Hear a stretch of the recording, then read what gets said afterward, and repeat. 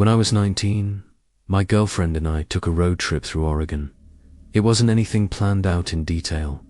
We'd just packed up my SUV with camping gear, picked a general direction, and decided we'd stop wherever looked good. Most of the places we found were normal, small campgrounds, a few people here and there, nothing unusual. The place we're talking about was different. Someone had recommended it to us earlier that day at a gas station. They mentioned it casually, said it was quiet and a little out of the way. I don't remember the exact name, just that it took longer than expected to get there. The road started off paved, then turned to gravel, and eventually narrowed into something that barely felt like a road at all. Trees closed in on both sides, blocking out most of the light. There were no signs for miles. At one point my girlfriend asked if we should turn around, but I told her we were probably close. We reached the campground late in the afternoon. The entrance wasn't marked clearly, just a break in the trees and a rusted metal post with no sign attached to it. I slowed the car and pulled in. The first thing I noticed was how many vehicles were there. Not normal camping vehicles either. Old vans, beat-up trucks, some cars that looked like they hadn't moved in a long time. A few had tarps draped over them, tied down with rope or duct tape. There were way more vehicles than actual campsites. "That's weird," she said quietly. I didn't respond right away. I was too focused on what was ahead. As we rounded a slight bend, the rest of the campground came into view. It wasn't set up like any campground I'd seen before. Tents were scattered everywhere, not in designated spots, just wherever there was space. Blue tarps were stretched between trees, forming makeshift shelters. There were piles of random item schoolers, bags, broken chairs spread out across the area, and then I noticed the people. At first, just a few, then more, then all of them, heads turning, one by one, until it felt like every single person there was looking directly at us. No one waved, no one spoke, no one even moved at first. They just stared. "Let's go," my girlfriend said under her breath. "Yeah," I said, but I didn't move immediately. I think part of me was still trying to process what I was looking at. It didn't feel like we had just pulled into a campground. It felt like we had driven into something we weren't supposed to see. Then someone started walking toward us, slow at first. Then another person, and another, from different parts of the camp, all moving in our direction. Still no one speaking. That's when I put the car in reverse. The space was tight, so I had to do a multi-point turn to get out. While I was turning the wheel, I kept glancing up through the windshield. They were getting closer. Not running, not rushing, just walking, deliberate, watching us the whole time. "Go, go," she said. "I'm trying." I finally got the car turned around and shifted into drive. As we started moving back toward the entrance, I checked the rearview mirror. A few of them had picked up their pace. Not sprinting, but faster now. Enough to keep up if we slowed down. We drove past them, and I avoided eye contact, but I could feel them watching us through the windows. It wasn't aggressive in a loud way.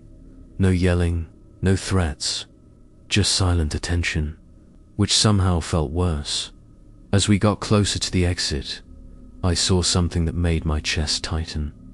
Someone was standing directly in the path out, not off to the side, not moving, just standing there, waiting.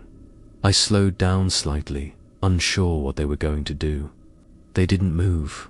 "Don't stop," she said. "I'm not going to." I kept driving straight toward them. At the last second, they took a single step to the side, just enough for us to pass. But as we did, they turned their head and followed the car with their eyes the entire time. We cleared the entrance and got back onto the narrow road. I didn't slow down, not even a little. "Did you see that?" she asked. "Yeah," What was that place? I don't know. I checked the mirror again. At first, nothing. Then I saw movement near the entrance. A couple of figures standing there, watching us leave. We kept driving. Neither of us said much for the next few minutes, just focusing on getting as far away as possible. The trees felt tighter now. The road felt longer. Then something hit the side of the car. A loud, sudden thud. She jumped. What was that? I don't know. I checked the mirror again, and that's when I saw them. A vehicle pulling out from the same entrance we had just left. Old. Hard to make out details through the dust. But it was coming our way. Fast. Someone's behind us, I said. Are you serious? Yeah. The distance between us started, closing quicker than it should have. I pressed harder on the gas. The road wasn't built for speed, but I didn't care at that point. Why are they following us? She asked. I don't know. The vehicle behind us didn't honk. Didn't. Flashlights. Just kept coming. Steady. Closer. I took a sharp turn too fast, and the tires slid slightly on the loose gravel. For a second, I thought we were going to lose control. I corrected it and kept going. They're still there, I said. I know. We didn't speak after that. Not until we finally saw the paved road up ahead. As soon as we hit it, I accelerated. Hard. The car behind us reached the edge of the dirt road and stopped. Just stopped. Didn't follow us onto the pavement. Didn't turn around. Just sat there, watching. We didn't stop driving until we reached a town nearly 30 minutes away. When we finally pulled over, neither of us got out of the car right away. We just sat there, trying to make sense of it. After a while, she said, "Check the car."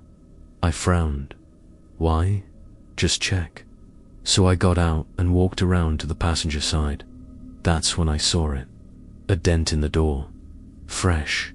And something stuck in it. A small rock, wrapped tightly in duct tape. I pulled it out slowly. There was something inside the tape. Folded paper. I looked back at her. She was watching me through the window. "Don't open it," she said. I didn't. I got back in the car, and we threw it out at the next gas station without ever looking at what was inside. But sometimes I think about it, and I wonder if it was meant for us, or if we weren't supposed to leave with it at all.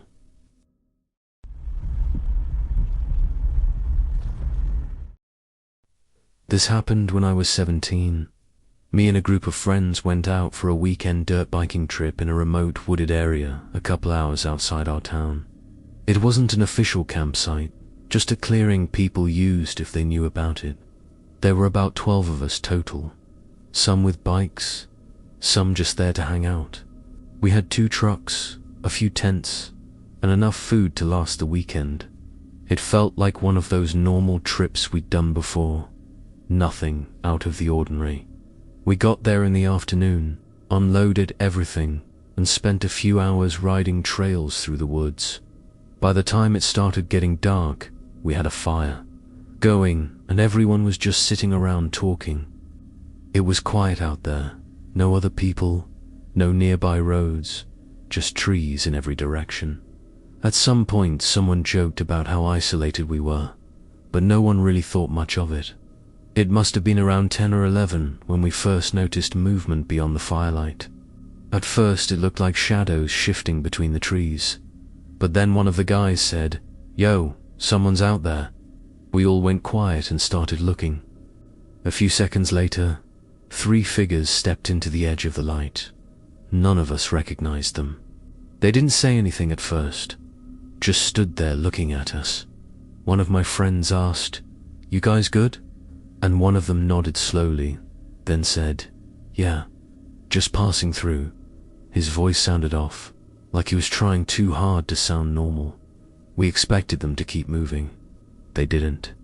Instead, they walked closer and sat down near the fire. No one invited them. No one told them to leave either. It just kind of happened. After a minute or two, more of them appeared from the trees. Not all at once, just one or two at a time, like they had been spread out. Eventually there were around 7 or 8 of them mixed in with us. That's when things started to feel wrong. They didn't act like normal people. Their movements were slow but restless, like they couldn't sit still properly. One of them kept rubbing his hands together over and over, staring into the fire. Another one was pacing just outside the circle, muttering something under his breath that I couldn't make out. One of my friends leaned over to me and said quietly, "This isn't good." I nodded. We all felt it, but no one wanted to be the one to escalate things. At some point, one of the strangers pulled out a large knife, not a normal pocket knife, something bigger, like a hunting knife. He held it over the fire, just letting the blade sit in the flames. No one said anything at first, but the mood shifted immediately. "What are you doing?" someone finally asked. The guy didn't answer right away. He just watched the blade heat up, then pulled it out and looked at it like he was inspecting it. Then he smiled, but it didn't look right. He pressed the blade lightly against his forearm. At first I thought he was just messing around. Then he pushed harder. There was a quick movement, and he dragged the blade across his skin. Not deep, but enough. Someone said, "What the hell?" He didn't react like it hurt. He just stared at it, then laughed quietly. No one else laughed. One of the other guys with him said, "It's nothing," like he was explaining something. "Normal." Then he looked at us and added, "You guys don't do that." No one answered. The guy with the knife held it back over the fire again, like he was resetting it, like it was part of some routine. That's when I noticed something else. They kept looking at us, not in a curious way, more like they were studying us, waiting. One of my friends tried to change the mood, offered them some of our food, but they barely touched it. Instead, one of them pulled out a small bag and started rolling something. He tried to pass it around, insisting we take it. "We've got our own," someone said. He shook his head. No, this is better." His tone wasn't aggressive, but it wasn't optional either. A couple of guys took it just to avoid causing a problem. The rest of us stayed quiet. Time started feeling slow after that. No one was really talking anymore. Just short responses, watching them, trying to figure out what they were going to do next. At one point, I noticed one of them had moved closer to the tents. He was just standing there, looking at them, not touching anything, just staring. I nudged one of my friends and pointed it out. "That's my tent," he whispered. We both watched as the guy slowly turned his head toward us, then smiled. Not a normal smile. Something about it felt wrong, like he knew we were watching him and didn't care. Another one of my friends got up and walked over casually, trying to act normal. "Hey man, those are our tents," he said. The guy didn't respond right away. Then he stepped back, slowly, and walked back toward the fire. But he kept looking, over his shoulder, back at the tents. That's when we started making quiet plans. Not out loud, just small comments between each other. Staying close, keeping track of where everyone was, making sure no one was alone. One of the guys had a rifle in his truck. I saw him go get it and keep it nearby, not pointing it at anyone, just having it there. It didn't seem to bother them. If anything, they acted like it didn't matter. The guy with the knife stood up again at one point and walked a few steps away from the fire. Then he turned and looked directly at one of the younger guys in our group. Just stared at him. Longer than normal. Too long. The kid shifted uncomfortably and said, "What?" The guy didn't answer. He just tilted his head slightly, then took a step closer. That's when someone else stood up and moved between them. "All right, we're done for the night," he said firmly. There was a pause, a long one. No one moved. Then one of the strangers laughed quietly and said, "Relax, we're just hanging out." but the way he said it didn't make anything better. Eventually, one by one, we started heading toward our tents. No one wanted to fully go to sleep, but we needed to create some space. A few of us stayed up near the fire, pretending everything was normal. I didn't sleep much that night. Every sound felt louder. Every movement outside the tent made me sit up. At one point I heard footsteps close by, slow and uneven, like someone walking in circles. I could hear low voices too, but I couldn't make out what they were saying. It went on for hours. Then, at some point, it just stopped. No footsteps, no voices, nothing. I must have passed out eventually. When I woke up, it was early morning. The fire was dead. The clearing was quiet, and they were gone. Just gone. No sign of where they went. No tracks I could see. Nothing left behind. At first, it felt like relief, like we had just made it through something. But then one of the guys said, "Check your stuff." We started looking around. Most things were untouched, but a few things were off. Small things. Moved, not stolen. Just different. One of the tents had been unzipped slightly. Another had something placed in front of it that hadn't been there before. And near the edge of the clearing, just before the trees, there were marks in the dirt. Not clear footprints, more like something had been dragged or paced back and forth in the same spot for a long time. We packed up fast after that. No one argued. No one suggested staying longer. As we were leaving, I looked back one last time, and I swear I saw movement in the trees, far back, just for a second, like someone stepping behind a trunk, watching us go. And for some reason, that felt worse than anything that happened the night before, because it meant they never really left.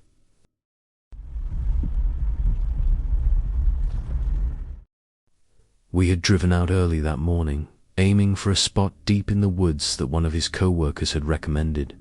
It wasn't an official campsite, just a clearing near a narrow river bend that people used occasionally if they knew how to get there.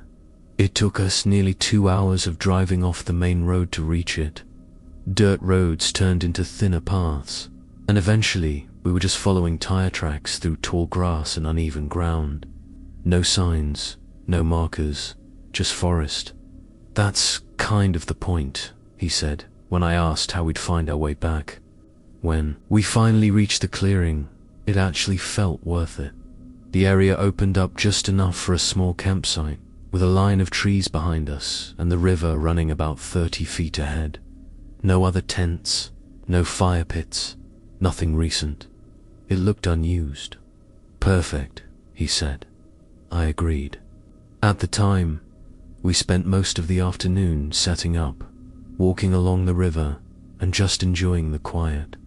There were no distant sounds of people, no cars, nothing but wind and the occasional movement in the trees. That kind of silence feels peaceful at first. Then it starts to feel different. It was late afternoon when he noticed the cooler. "Did you move this?" he asked. I was sitting by the fire pit we had started building. "No," he pointed. It was right here." I stood up and walked over. He wasn't wrong. It had been next to the folding table, not halfway between that and the trees. "Maybe we dragged it when we were unloading stuff," I said. He didn't answer right away, just stared at the ground for a second. "There are no drag marks," he said. I looked down. He was right. We didn't say anything else about it. It felt small, explainable. One of those things you don't want to overthink when you're out in the middle of nowhere. So we moved on, set up the tent, got the fire going, started making food, and for a while, everything felt normal again. It was getting dark when we heard the engine. At first it was distant, low, hard to place. Then it got louder. "Someone's coming," I said. He stood up immediately, scanning the tree line behind us. There was only one way in and out, the narrow path we had driven through. The headlights peered through the trees before the vehicle did. An SUV, dark-colored. Couldn't tell much more than that. No way they just found this place, he muttered. The vehicle came into the clearing slowly, like they were taking their time. He raised his hand and waved. No response. They didn't stop near us, didn't roll the window down, didn't even hesitate. They just kept driving past our setup, toward the river. We both turned to watch. The SUV rolled all the way down too. The edge stopped for a few seconds, then turned slightly like the driver was adjusting their angle and just sat there. No doors opened, no lights turned off, nothing. Maybe they're just checking the spot, I said. Then why not say anything? I didn't have an answer. They stayed there for maybe 5 minutes, long enough to feel strange. Then the engine revved slightly and they backed up, turned around and started heading back the way they came. As they passed us again, I tried to look inside. The windows were too dark. You couldn't see anything. Neither of us spoke for a while after they left. Then he said quietly, "We should probably pack up." What? Why? That wasn't normal. Maybe they were just... No, he cut me off. That wasn't normal. I didn't argue. Something about it didn't sit right with me either.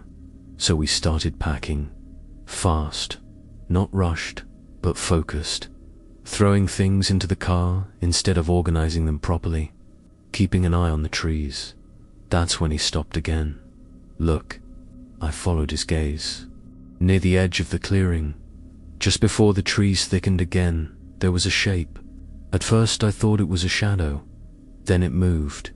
Just slightly. Like someone shifting their weight. "Do you see that?" I whispered. He didn't answer. He grabbed the flashlight and pointed it toward the spot. Nothing. Just trees. But we had both seen it. "We're leaving," he said. This time, there was no hesitation. We finished packing in under 5 minutes. Got into the car, locked the doors, and started driving. The path out felt narrower than it had before. Darker, even with the headlights. It was hard to see more than a few feet ahead. In some spots, we didn't say much, just focused on getting out. Then I saw headlights behind us. Far at first, then closer. "Is that you?" he said. "The same SUV. They're just leaving too," I said quickly. He didn't respond. The distance between us and them started shrinking. They're driving faster than us. I know why. He didn't answer. The road ahead curved sharply, and he slowed slightly to avoid losing control. The SUV didn't slow. It kept gaining. "Go faster," I said. "I can't on this road." "Yes, you can. There are drop-offs on the side." "I'm not." The SUV's headlights suddenly disappeared. "What?" Then they came back. Closer, much closer. "They turned their lights off," I said. "I know." That's when he accelerated. The car started bouncing over the uneven ground, tires struggling for grip as we picked up speed. The road twisted through the trees, narrow and unpredictable. I kept looking back. They were right behind us now. Number, more distance. "They're following us," I said. "I know." "Why are they following us?" "I don't know." The SUV swerved slightly, like it was trying to line up behind us more directly. For a second, I thought they were going to hit us. "Don't slow down," I said. "I'm not." We hit a rough patch, and the car jolted hard enough that something in the back shifted loudly. He corrected the wheel just in time to avoid sliding off the side. The headlights behind us flickered again. Gone, then back. "Still there. They're playing with us," I said. "Stop talking," he snapped. "Just let me focus." The road opened slightly as we approached a narrow canyon pass. Rock walls on either side.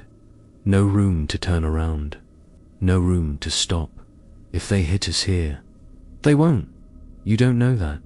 He pushed the car faster. Faster than we should have been going. Halfway through the canyon, the headlights behind us vanished again. This time, they didn't come back immediately. We both kept looking, waiting. Nothing. We didn't slow down. Not until we were well past the canyon. Not until the road widened again. Not until there was no sign of them anywhere. We drove another 20 minutes before pulling over. Neither of us said anything for a while. Just sat there, listening. Ben, he said, we left stuff behind. I shook my head. No, we packed everything.